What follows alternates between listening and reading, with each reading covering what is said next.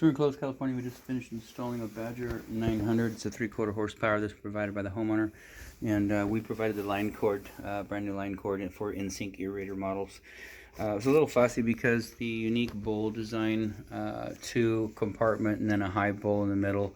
It's very thick through there, so almost not enough to get the mounting bracket on, but we got it on. We stood up in there and got it squished down, so it's tightened down, and that's good. Additionally, it's pretty tight. All the workings back there, the plumbing comes from here and goes straight across and then over to the other side. So both the basket strainers are tied in, and very tight fit with the long turn 90 and the adapter in there. But we did get it back together. So anyways, it's mounted correctly. We ran water down it. We turned it on. It's working correctly. Replaced a couple nuts and gaskets, but everything's working good in here. So anyways, that's all we touched down there. You do have a hand sprayer down here, which that's not a good place for it, but there it is. It's yours. You know it's there. And you know, that's not our faucet, and none of this is ours. This came with a little cover right there, of course, and the flange, we installed that.